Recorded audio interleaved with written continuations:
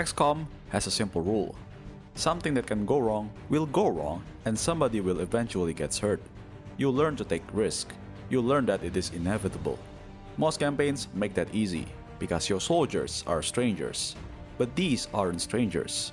They are T-Dolls from Girls Frontline, in a war that doesn't fit them. The weapons our T-Dolls were built around can't be supported here, so they fight with whatever XCOM can supply. Gone are the days of inhuman precision and lethality. Here, even good shots miss. Worst of all, there is no second life, no spare cores, no Nero Cloud backup waiting. If a T-Doll goes down out here, she's gone for good. A lot has changed in this universe, but one thing doesn't.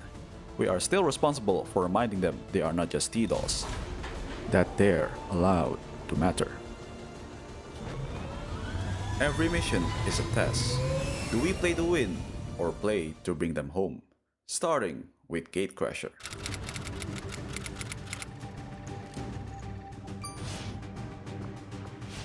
Operation Gatecrasher is quite simple. All we need to do is neutralize all enemy targets in the AO. But it's not as easy as you think. Our T-Dolls, Suomi, Ulrich, Belka, Andres, Ksenia, Lorelei, Yohi, and a slight exception to Macchiato, are inexperienced with their weapons and are basically rookies. We have to tread carefully. So we scout the perimeter first to avoid getting pinched by the enemy's superior numbers. Suomi takes point. The rest of the squad follows closely.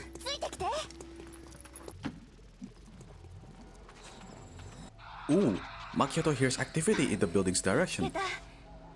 We can go inside his house and go to the second floor, but it's tight. One bad step and we lose concealment. We can't afford the risk just yet, so we go around and climb the cliff. Okay, bin unterwegs.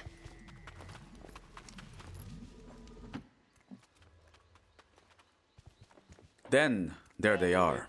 Enemy pod to our north. And Macchiato's Reaper tracking confirms a second pod behind the house. Quite the bad news. Macchiato moves up to confirm her intel. These guys make up the bulk of the Advent forces we've dealt with. They're disciplined and well equipped, but their obedience makes them predictable. And yeah, she spots another pod. God, they are stacked. We can't strike with 2 pods in play. We need to fight on our terms, create a local numbers advantage. The terrain doesn't give us many options, so we creep slightly closer and wait, hoping they separate or drift closer. While we wait, Lorelei, Andres, and Macchiato take the roof for better vantage point and better aim. But the situation doesn't get any better. The pod we want won't walk into us. Still, there's a sliver of an opening here. The pod splits. The other pod slips out of our sight. This is our chance. We have to delete this pod before the others can collapse on us. Our position is not ideal, but it will have to do.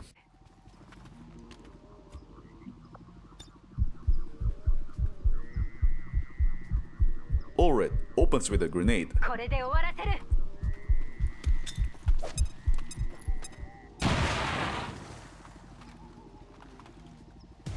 The gig is up. We are not in concealment anymore. Advent scatters into high cover along the fences. Macchiato takes aim to finish off the lone trooper and misses. Lorelei tracks her tracer and goes for an unlikely shot, 38% hit chance. And she drops him even with just a grace. The first elimination of the campaign, but we can't celebrate just yet. 3 hostiles are still active. A flanking maneuver into civilian car is tempting, but there's another pod nearby and we risk activating that pod. Instead, Belka moves to slightly safer rock half cover.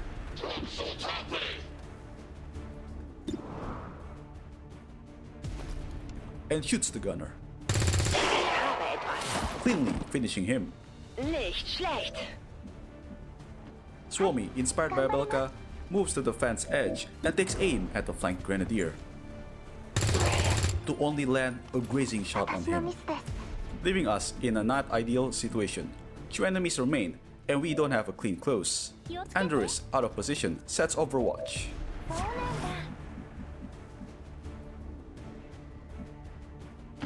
Уже выдвигаюсь.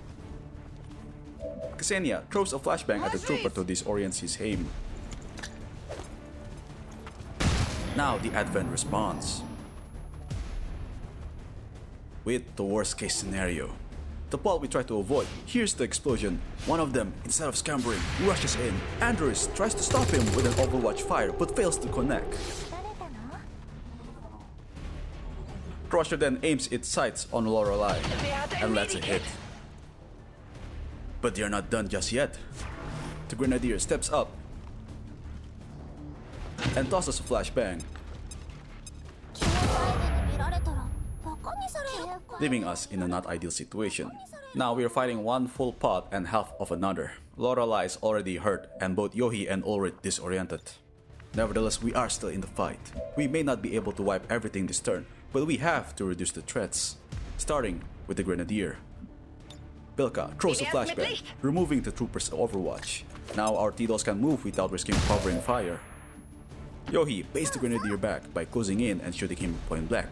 But will she be able to, when she's still disoriented? Remember, this is XCOM. You can't trust the odds. And Yohi successfully eliminated the Grenadier. With the Grenadier out of the way, we can now focus on the second pod. Lorelei climbs down the roof into a more defensible high cover and throws a flashbang to support the team. Seht euch das gut an. Enabling us to focus on our next immediate threat, the drone. The Advent drone deals minimal damage on its own, but it has the ability to stun one of our T-Dolls for 2 turns. With that in mind, Suomi moves in and throws a grenade, stripping some of its armor. Ulrich, following Suomi's grenade, shoots, but barely scratches the drone. Next, Macchiato follows up and cleanly destroys the drone, leaving Ksenia without an easy target. So she takes a pot shot and lands a lucky grace. Andres causes the turn with a flashbang at the last trooper that hasn't been disoriented. How will the Advent respond?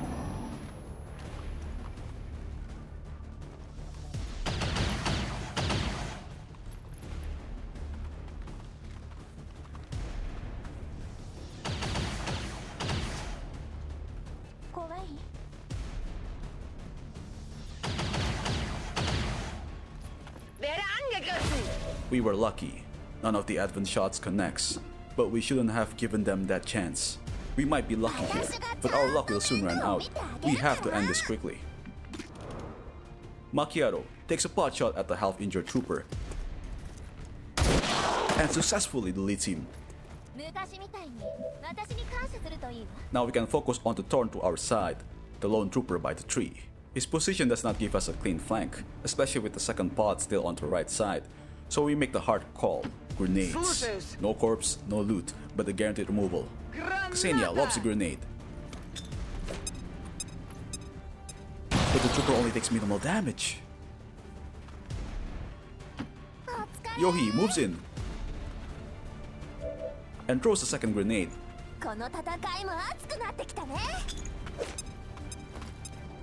finishing the trooper. 3 active enemies remain. Ulrich tries to get a better angle at the officer, but she cannot, so she throws a flashbang.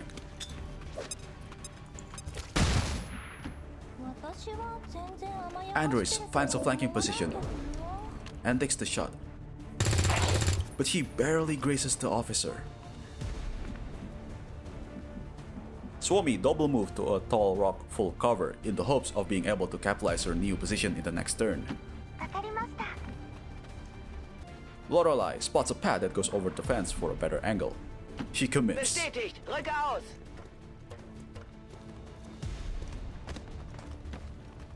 exposing the trooper. And Lorelei eliminates the trooper in one critical shot. Belka, out of position from the fight, double moves to catch up. What will the officer do?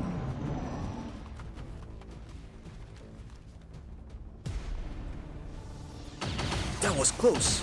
Lorelei maneuver was riskier than it looked. Then the third part finds us. Both flanks simultaneously. We are now fighting on two fronts with no clean direction to fall back. We cannot just split the squad. Splitting means halving our firepower on both sides, giving advent parity on each. Instead, we commit to one side. Focus fire, remove the threats fast, then stabilize before the other sides close. Yohi leads the push, closing in on the menacing sectoid. She takes the shot. But even with the crit, the sectoid is still standing. Macchiato moves in closer without leaving her vantage point and takes aim at the sectoid, only to miss. Lorelei falls back into the building, breaking line of sight away from the officer, buying time. Bin unterwegs.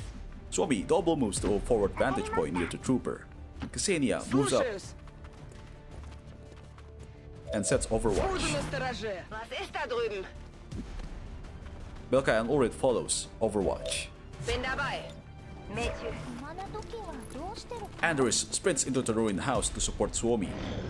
Hold on, Yohi. The sectoid advances towards Yohi. Squad Overwatch triggers. And Ulrich's the one who drops it.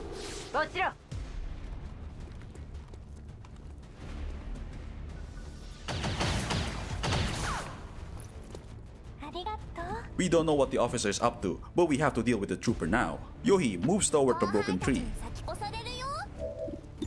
Get a flanking shot at the trooper, but she barely grazes him. Andres, not in a good position, opts to Overwatch, hoping to get a better shot when the trooper breaks cover. Ksenia double moves to support Yohi. Somi, not able to capitalize her vantage point, throws a flashbang at the trooper. If we cannot eliminate him, we at least reduce the threat. Lorelei, wounded and away from the fight, stays put and hunkers down.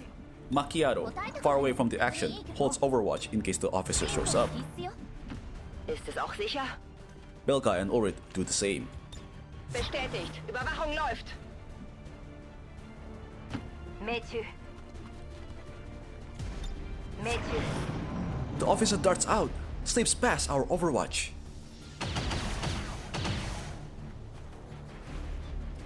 The trooper also slips past Andres' Overwatch and without an easy shot, sets Overwatch. With the officer in play, we cannot risk the trooper being alive any longer. Andres throws a grenade. Trooper deleted. Now only one enemy remaining, the officer. But the officer is stuck in a position we can't flank safely. So we slightly fall back again, break line of sight, and force the officer to walk into our Overwatch shots. Lorelei retreats to a new Nähere mich room der Zielposition. and overwatches. Bestätigt. Überwachung läuft. Becca Overwatch. Rock'n'Roll. Na los, zeigt euch. Sie ist The berührt. rest of the squad groups up and Overwatch too. Mädchen. Mädchen. With the exception of Macchiato. Macchiato, with the Reaper's unique ability, goes into shadow mode and sleeps forward to sap an ambush. What will the lone officer do? The officer moves in and takes an Overwatch shot from Ulrich, but it's still alive, and aim at Belka.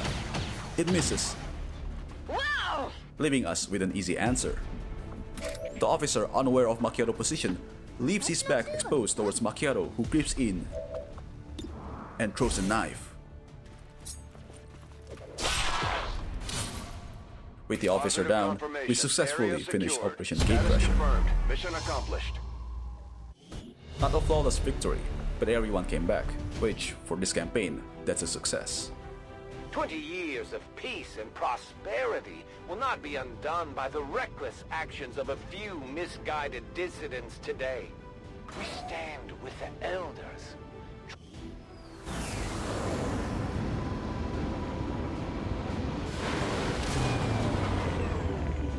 Executed to the highest standard. Everyone gets promoted, Excellent work, except Commander. Macchiato. She's already a squaddie.